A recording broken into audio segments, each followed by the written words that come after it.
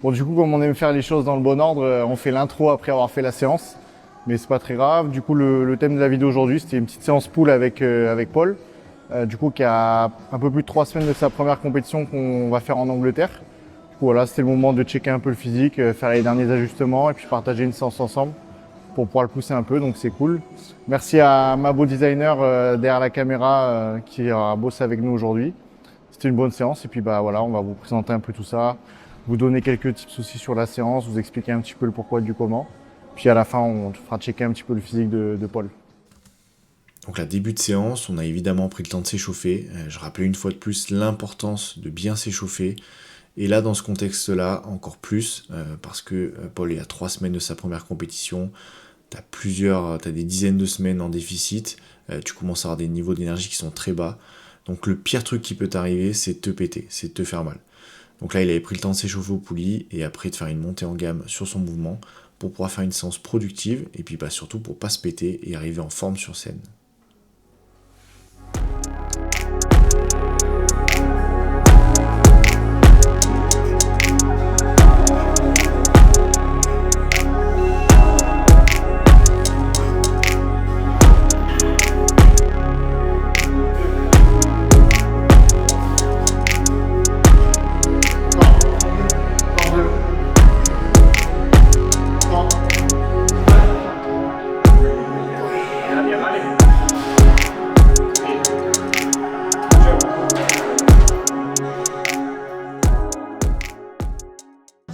Quand t'as tes repères depuis 15 semaines, Ouais, changé quoi. sur ça va, ouais.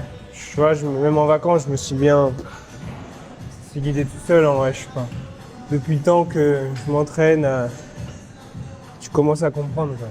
Ah, moi, moi j'aime que c'est tout ouais. pareil. Ah ouais? J'aime pas sinon. Moi, ça va. J'arrive à retrouver des repères rapidos, tu vois.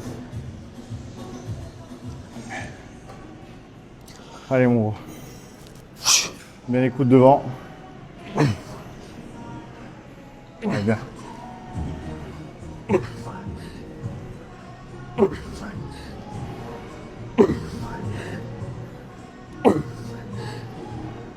Ouais, il sent bien.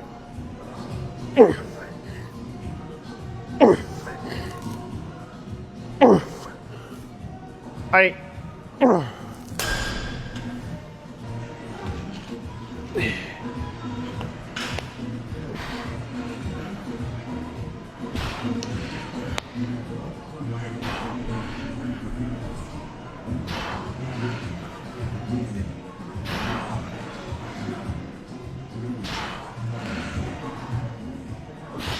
Allez, encore, Tom.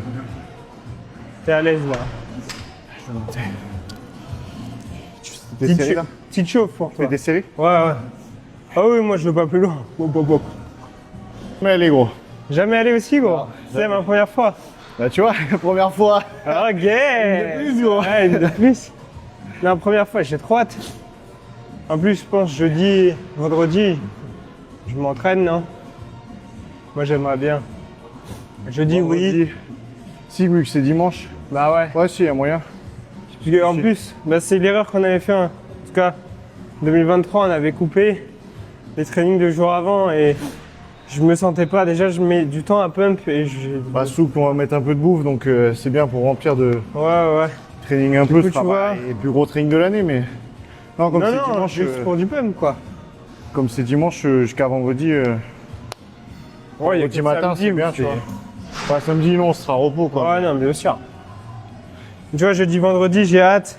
On va se Il y a trouver des belles une petite salle. salles là en plus, j'ai regardé. Je vais même pas autour. regarder, gros. J'ai regardé, gros, il y a des trucs C'est vrai super sympas. C'est bien? Donc tu vois, tu sais, ça hype un petit peu. Moi, j'ai hâte de voir la salle, là. Tu m'avais Mec, c'est montré? une dinguerie. Ouais, ça a l'air d'être sympa, hein. J'ai revu des photos, c'est ouf parce que le samedi, c'est dans une autre salle. Ok, Et le dimanche, c'est dans le grand théâtre, vu que c'est le pro show en même temps. trop bien. Allez, mon gros.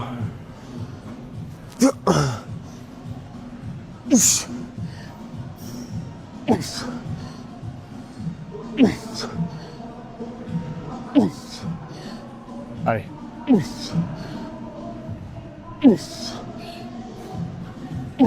Très bien. Allez. Allez, encore. Bien.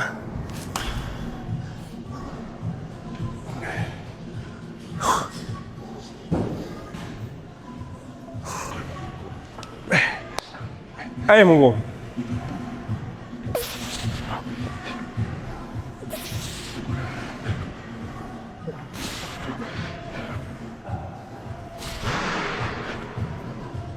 Allez, top. Allez, les coudes en bas, en bas, en bas, en bas. Allez, tire dessus, tire. Encore. Allez, allez. Donc là, je vais en profiter pour revenir un peu en détail sur la séance. Donc notre premier exercice qui était le rowing pronation à la barre. Donc un exercice qui a pour objectif de solliciter l'ensemble du dos et une manière un petit peu plus particulière la partie centrale, donc tout ce qui est trapèze, supérieur, inférieur, médian, qui permet du coup vraiment d'ajouter de la masse musculaire sur le milieu du dos, sur la partie centrale du dos, et aussi de bosser grand dorsal, rhomboïde, etc. Là, les petits tips que je peux donner, donc c'est tout simplement de viser avec ta barre ton nombril, bien tirer avec tes coudes, et quand tu arrives en haut du mouvement, vraiment serrer tes omoplates fort, serrer fort ton haut du dos, pour vraiment travailler cette partie centrale de ton dos et ajouter de la masse musculaire. Garder les coudes légèrement ouverts par rapport au buste, ce qui va te permettre justement de travailler tes trapèzes. Et du coup, après, on avait deux autres exos, donc un tirage vertical et un tirage horizontal. Donc le vertical qu'on fait en bilatéral, donc c'est tirage vertical en prise neutre à la Mac bar. Ici, qui a pour objectif de travailler le grand dorsal. Donc les petits tips sur cet exercice-là, c'est d'essayer de garder le buste relativement droit, les coudes en avant du buste et amener tes coudes à ta hanche sur ton tirage, ce qui va te permettre de travailler ton grand dorsal et un tout petit peu plus spécifiquement la partie basse de ton grand dorsal. Et du coup, en troisième exercice, on avait du coup cette fois-ci un tirage horizontal en prise neutre, en unilatéral, pour pouvoir aller chercher loin derrière, amener le coude loin derrière, et le garder collé relativement proche du buste, collé au buste. Et ici, les petits tips d'exécution, ça va être du coup d'amener le coude loin derrière, le garder proche du buste et essayer de viser la hanche. Et évidemment, essayer de bouger le moins possible ton buste, c'est-à-dire qu'on voit souvent des bustes qui s'avancent, qui reculent, qui s'inclinent, etc. Ça, on essaie de l'éviter, on essaie de rester vraiment droit, vraiment perpendiculaire au sol, et simplement le coude qui vient tirer loin derrière. Donc voilà, ça c'était nos trois premiers exodos. Et ces trois premiers exodos, en fait, tout simplement, c'est les focus qu'on avait mis sur la deuxième partie de saison. La première partie de saison était plutôt dédiée au développement du bas du corps. Une fois qu'on avait ajouté assez de masse à ce niveau-là, et bien tout simplement, on était parti sur un focus sur le haut du corps. Donc avec les trois premiers exos qui étaient pour le dos. Et ensuite, là, on arrive aux épaules. Donc un butterfly inversé en prise pronation.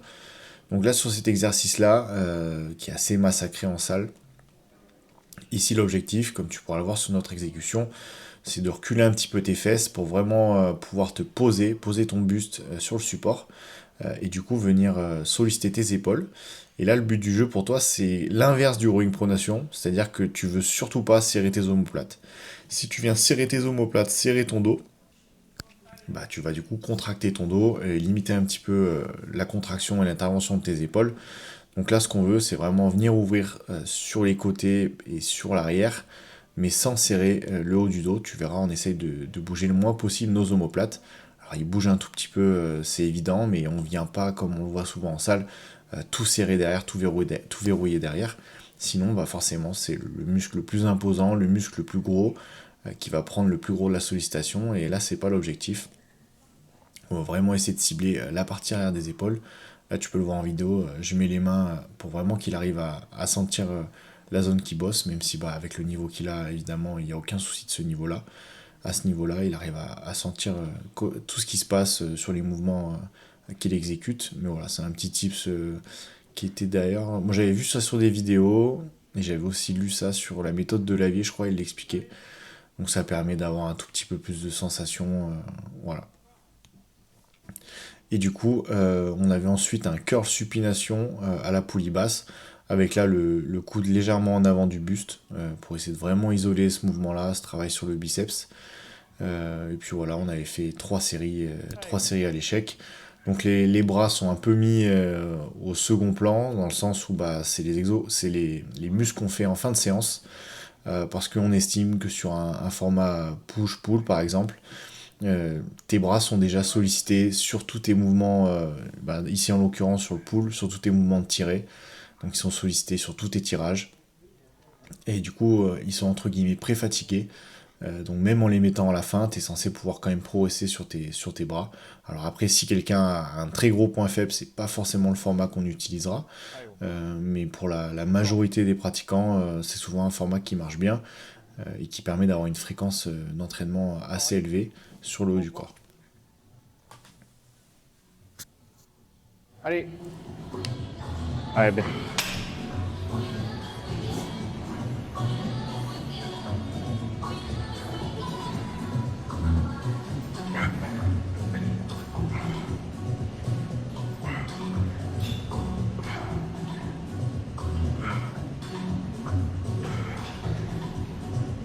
Allez, monte bien, monte bien.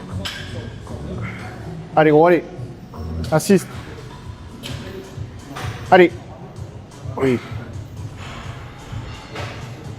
Insiste quand t'es en haut. Allez, allez, allez. Bien.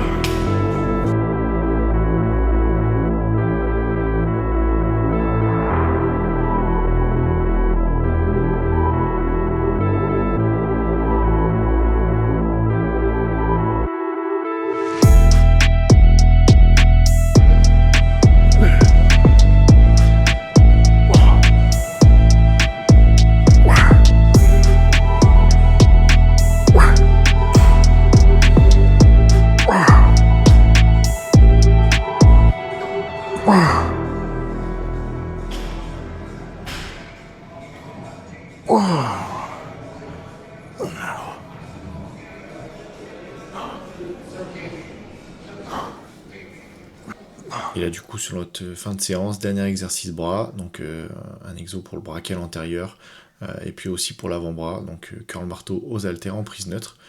Donc voilà, ça permet d'ajouter un petit peu de masse musculaire sur le bras de face. Donc voilà, on avait fait ici aussi 3 séries de travail à l'échec. Et la petite anecdote, donc qui n'a pas été filmée, mais qui était assez marrante, et ça permet aussi d'aborder un peu ce sujet-là. Donc on est en train de finir les curls, et puis Paul, forcément, il est strié, il a les veines, etc. Puis il y avait un petit jeune qui nous avait interpellé, qui avait demandé comment on fait pour être aussi sec. Du coup, je lui avais répondu que forcément, ça demandait d'abord d'avoir construit pas mal de masse musculaire avant de vouloir être aussi sec, que c'était des années d'entraînement, des années de diète, etc. Et qu'une fois que tu avais construit suffisamment de masse musculaire, tu pouvais espérer faire une sèche digne de ce nom et avoir vraiment de la masse musculaire, un corps qui est strié, des veines apparentes, etc. Et il nous avait posé une deuxième question juste après ça, qui permet aussi d'aborder un autre sujet. Il nous avait demandé, c'est à Paul qu'il avait demandé, quel est ton top 3 des exercices ou ton top 5 des exercices pour avoir un gros physique. Et là aussi, c'est une question qui est assez marrante, parce que au début de notre parcours de pratiquant, on a envie de savoir c'est quoi le mieux, c'est quoi le meilleur exercice, c'est quoi la meilleure diète, c'est quoi le meilleur aliment. Et en fait, plus tu as des années de pratique, plus tu avances, plus tu progresses, plus tu coaches de gens, plus tu as un physique qui est important, plus tu te rends compte qu'en fait qu'il n'y a pas d'exercice idéal. Il y a évidemment des exercices de merde, ça c'est clair et net, mais il n'y a pas vraiment d'exercice idéal. Il y a plein d'exos que tu peux faire, il y a plein de programmes d'entraînement que tu peux utiliser, il y a plein d'aliments que tu peux utiliser. Ce qu'il faut juste faire en sorte, dans un premier temps, c'est de faire. Même si tu n'as pas le meilleur programme, même si tu n'as pas les meilleurs exercices, même si tu n'as pas le meilleur angle, fais les choses, mets de l'intensité. Parce que tu vois, par exemple, ce pratiquant qui était à côté de nous, il nous a posé ces questions-là, mais d'un simple coup d'œil, tu pouvais déjà savoir que en fait, il s'entraînait pas dur, parce qu'il n'y avait aucune série où tu avais l'impression qu'il était essoufflé, aucune série qui était poussée à l'échec, les mouvements étaient pas bons, et du coup, j'imagine que sur l'alimentation, c'est exactement la même chose. Il y a sûrement plein de choses à redire encore, donc faut déjà, si t'as pas déjà un bon niveau, si t'as pas déjà un certain niveau de masse musculaire, t'occupe pas forcément d'avoir le meilleur exercice, d'avoir le meilleur angle, t'occupe pas de vouloir être déchiré, de vouloir être très sec. Apprends à bien exécuter tes mouvements, apprends à t'entraîner dur, apprends à manger correctement, apprends à être régulier. Et une fois que tout ça s'est mis en place, que tu as fait ça pendant 2-3 ans, que tu as construit de la masse musculaire, bah là effectivement peut-être que tu pourras commencer à te poser les questions si bah cet exercice-là, bah, est-ce qu'il est meilleur que celui-ci, cet angle-là, est-ce qu'il est meilleur que celui-ci. Et voilà, ça c'est super important. Commence à faire, fais de manière intense, fais de manière constante, et après tu pourras te poser les bonnes questions. Et là du coup, comme dernier exercice, on avait du coup un crunch à la poulie. Donc c'est un exo qui est souvent massacré en salle. Alors il n'est pas souvent utilisé dans un premier temps, et quand il est utilisé, il est souvent massacré. Moi j'adore cet exercice-là, pour la simple et bonne raison que c'est un des seuls exercices pour les abdominaux qui te permet d'avoir l'étirement que tu veux, donc de venir vraiment ouvrir la cage, ouvrir le buste, et de venir vraiment charger en bas du mouvement, avec du coup une charge que tu peux définir comme tu le souhaites, et venir vraiment t'enrouler et tenir la contraction en bas du mouvement. Ce qui n'est pas forcément facile à réaliser sur un crunch. Alors un crunch au sol, c'est très compliqué parce que déjà, tu as le haut de ton dos qui te bloque, donc tu peux pas t'étirer. Donc par définition, si tu peux pas beaucoup t'étirer, tu as du mal à te contracter.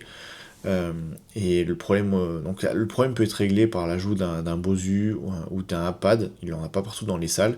Mais après, il y a la question de la charge, la question de la progression. Là, du coup, il faut que tu viennes ajouter une charge sur ton buste. Donc, c'est pas forcément très pratique, c'est pas évident pour tout le monde. Donc voilà, le crunch pulley, c'est vraiment un exercice très intéressant si tu veux développer tes abdominaux. Mais voilà, il faut réussir à bien enrouler et bien ouvrir ta cage quand tu réalises ton exercice.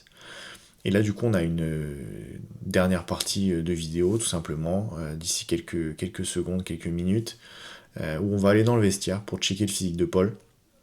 Donc ça faisait un petit moment qu'on s'était pas vu en vrai. Ça faisait super longtemps d'ailleurs qu'on s'était pas entraîné ensemble. Nos plannings tout simplement coïncident pas forcément. Chacun a sa vie, son travail, ses coachings, etc. Donc pas toujours facile de se capter à la salle. Évidemment qu'on fait les bilans tous les 2-3 jours, voire même là à l'heure actuelle pratiquement tous les jours, pour checker le physique le matin, après la séance, etc. Mais là le check en réel, il permet justement de voir un petit peu plus facilement les détails, de pouvoir checker un peu le physique sous tous les angles, de manière concrète. Et du coup tu vas le voir.